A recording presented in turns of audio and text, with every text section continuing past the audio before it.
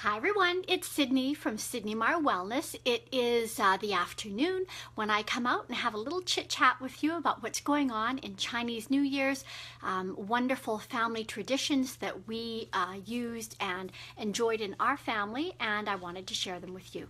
So today, again, because it's really about celebrating Chinese New Year's, we're talking about taking the energy of the past year, which has been all about the fire monkey, and that's this little guy down here, and really moving out that energy and stepping into the beautiful energy of the fire rooster. Now the fire rooster, this guy, he is the one who is the 10th beautiful animal who came to pay his respects to the Lord Buddha upon his passing.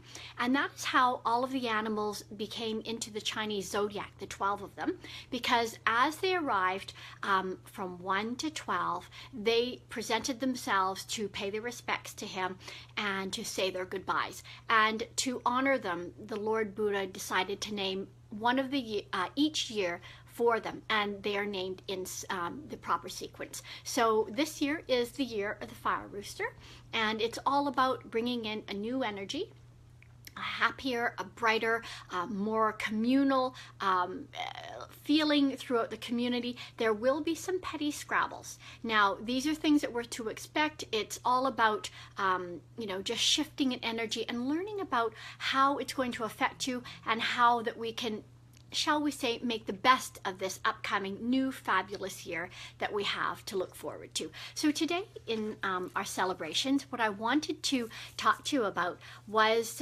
numbers, lucky numbers. Wanted to talk to you about lucky numbers, about the abacus, and of course the famous game called Mah Jong that my grandfather used to play and try to get me involved in. So let's talk about some of the lucky numbers. The first three series of the most auspicious numbers in the Chinese traditions are 6, 8, and 9.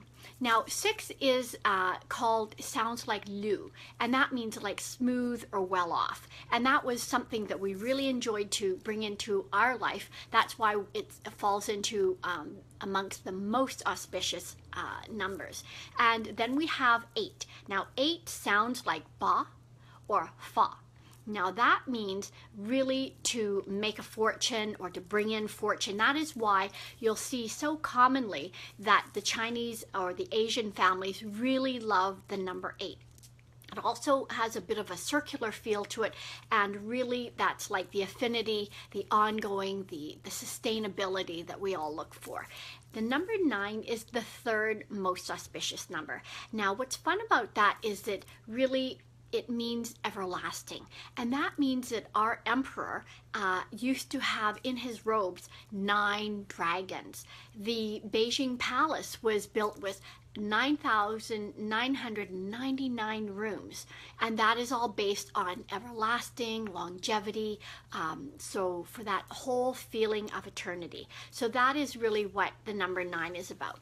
An inauspicious number might be the number 4, and it's interesting because the number 4 sounds like death, and so it's interesting. There's many practical reasons why people would not love to have to be associated with that, because it's about things that are finishing, and of course with the passing of a loved one.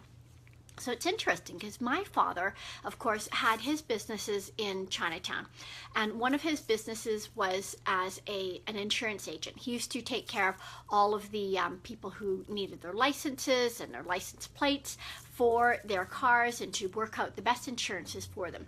But what was really funny is that I would, in my family home, I would hear my parents talking amongst themselves and say, oh yeah, we had to send back a whole box of licenses today. Why? Because those licenses that arrived to their offices had the number 4. And he said, do you know how hard it is to have a Chinese person accept a number 4 on their license? He said, so I simply had to return them to the government and say, listen, I can't use them because no one wants these licenses that have the number 4 on it.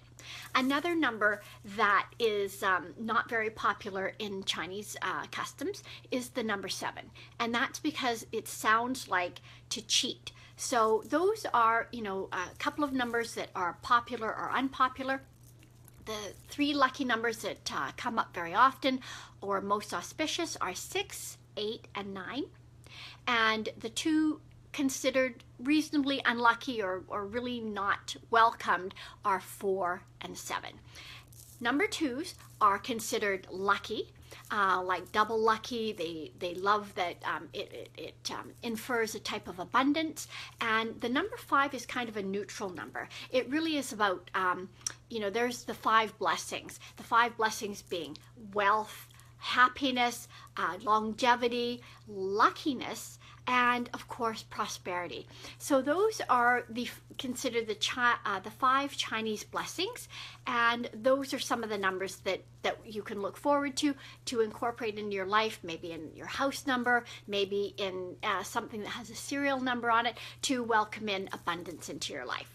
So I also wanted to talk to you about the abacus, which since today is all about numbers and playing around with things like that.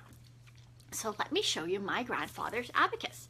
So here is my grandpa's abacus, and what's fun about these is that they are, you can see from here, this is a 13, so there's 13 bars across here, but they come 2 different ways. Sometimes they have 9, 11, or 13. This one happens to have 13. So what's interesting, you see on here you have this center bar here.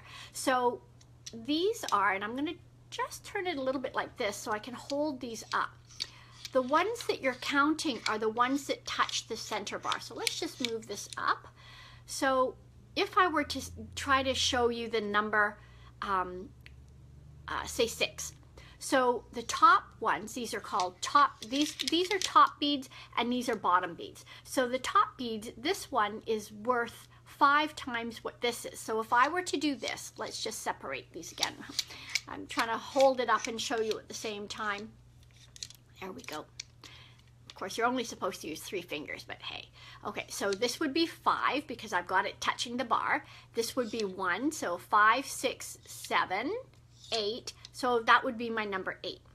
So you can see. If I wanted to show the number 801, what I might do is skip this one because it's 801. The 1 would come from the bottom, so that's how I would show 801. Of course, on an abacus, it is a rather simplified but very, very proficient number system for counting, for multiplication, division, and of course subtraction. So there's a little bit of a, it's complicated for me because of course now in today's day and age I use a calculator, which some people say I don't do such a good job of either, but it's fun because if you love numbers and you love doing puzzles, this is a really great simple game of number system that you can use. So we're talking about the abacus, which has 9, 11, or 13 bars, and that each of the top ones are worth 5 times of the bottom.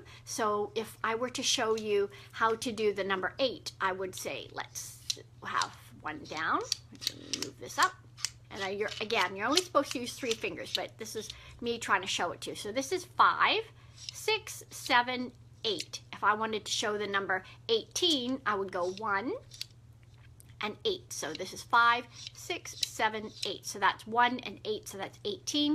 If I wanted to show 180, that would be the 3 bars, or 1, 8, 0, and 2, then I would pull up 2. So this is how the abacus works. There's a very simplified, they say it's very simple to use, but that it's really the art of mathematics, and it really takes a lot of practice, and it's quite a bit of fun to use. So there are little notebooks that come with it, like if you were to pop into Chinatown and to pick up one of your own, they call it either bead arithmetic, and then this is the one that came with my grandfather's, which is really a simplified version, which is the how to use it. And this was really, it's in English, so I guess it was for us foreigners who don't know how to use the abacus. And it's just so charming that I still have this in my family home and part of my cherished memories. So the other thing that I wanted to talk to you about today was Mah Jong. Now, I happen to have my grandfather's Mah Jong set, which happens to be about 100 years old, and it came from Hong Kong. I used to play with it, and this is the case that it came in. So when you open it up, I'm just going to show you. Here are all of the beautiful, I guess they're called blocks, and I've always loved it. They have a lot of patterns on them.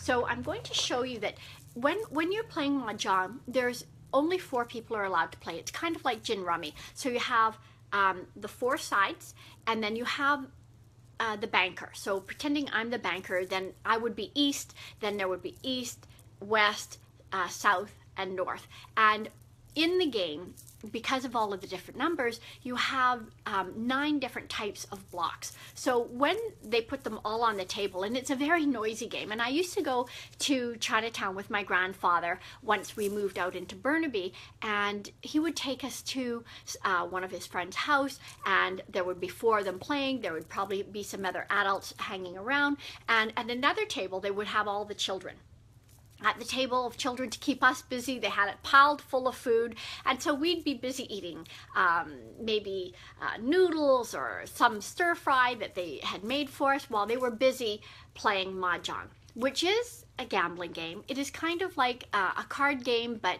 with these blocks, and so many of our families, you know, our Asian families have loved it. So if this were the table, the reason it sounds so noisy and why there's such a familiar sound to this. So listen to this. Isn't that funny? It's really curious because this is how they actually mix or shuffle the deck. So that is why it's so noisy, because all afternoon they would be going clack, clack, clack, clack, clack, and that is how you shuffle the deck. So in the wonderful game of Mah Jong, there's different blocks or different designs. So this one happens to be the red dragon. So there's the dragons. This one's the green dragon. And then you have the white dragon, which is completely blank. It's just the white dragon. There are blocks that actually show the different directions. So for instance, here is the south. This one is east. And then we have west and north. Whoops. West and north. So those are the blocks for the directions. There are also some blocks that are the bamboo. I'll show you a few of those. So here's the number 7. These are all go together. Again, you play it a little bit like gin rummy. You might be able to associate with that or see what the game might be like, and it's so much fun. There's a lot of laughter, a lot of very serious strategy for seeing whether or not you can win, because there can be money involved. This is the number 8. So those are some of the bamboo. We also have flowers. So here are the flowers. There's different numbers in the flowers here. Hello, Mona. So happy to see you. We're talking about Mah Jong this afternoon. It's about lucky numbers, the abacus, and how our grandparents had played Mah Jong. So these are, I'm showing the flower blocks, and actually these are beautiful Mah Jong cubes. And what's fun is that when we're playing Mah Jong, as I was saying, this is how you mix them. This is why the game of Mah Jong is so darn noisy, and why I guess everybody's sort of yelling and having lots of fun. But that is also one of the reasons why I chose this bracelet here, because these are the tops of Mah Jong, like this, just the tops. And then what they've done is they're really a lot of fun. So I went to play, you know, to shall we say, to honor my grandfather. I always wear my bracelet, and this reminds me of him. Mona, then I need you to tell me how to play Mah Jong. You know what? Actually, maybe I'm going to invite you over to my girlfriend's house, because she's been asking me to bring over my grandfather's Mah Jong, and her daughter would like to learn how to play. And of course, I've got my little study book here, so I will love to learn how to play, because when I was a child, I have to tell you that I was so busy playing that I used to take my little Mah Jong set and from my dear old grandfather and do things like this. I don't know if he was very pleased about it, but this is what I used to do.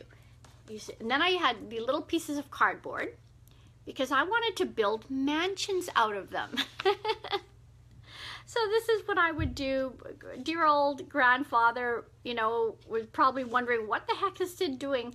But I would build little mansions and make little houses and have little people play in them. So this was my way of playing Mahjong. So I guess I wasn't really a very good gambler, but I now know that I can learn from you. So I'm really looking forward to that.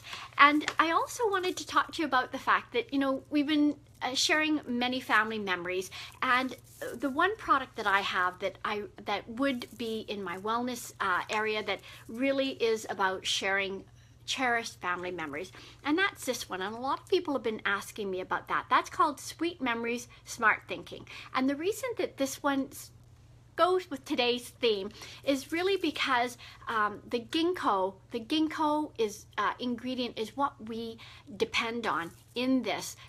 Amongst a few other things, like we have a particular type of mushroom called lion's mane, which are really fantastic because it's great for the concentration, it's good for calculating numbers. So hey Mona, this would probably be really good for your Mahjong game. So it's also really great for your ears, because that has everything to do with your brain and the what's going on in your head. So it's good for if you suffer from tinnitus, which actually I do. So I've been starting to take this just to lower that little bit of like that tinny sound that's going on in my ears. And it also just improves your mood and makes you a little bit more social. So sometimes I'm sure that a lot of you think I probably don't need to be more social. But what's fun is that the lion's mane that's in here is also about what they call NGF, which is the neural growth factor. And the neural growth factor is what stimulates and helps thwart Alzheimer's, is great for thwarting dementia. So this, talking about sweet memories and thinking about my parents and my grandparents, and for those of us who are lucky to have our parents still alive, both my grandparents and my parents have passed on. So unfortunately they passed on much before they would ever have gotten to the time of Alzheimer's or dementia. But this would be the product that we would recommend so that we can hang on to those sweet memories, hang on to that smart thinking, be able to play our fun game of Mahjong. And I bet you'd whoop my butt, Timona, but I'm really enjoying sharing my family traditions and memories with you. So I'm going to love you and leave you this afternoon. I'm hoping that you're having a beautiful afternoon, whatever you're doing. I'm sure that you are enjoying your lovely bijou. I'm actually quite surprised Jack didn't jump up, because he's been joining me and sitting at the end of this seat where I'm sitting so that he can hang out with Mama. So enjoy whatever you're doing, and gung hei fa choi. And don't forget, your lucky numbers are 6, 8, and 9, and stay away from 4 and 7. So enjoy. Happy New Year, and I'll see you tomorrow at 3.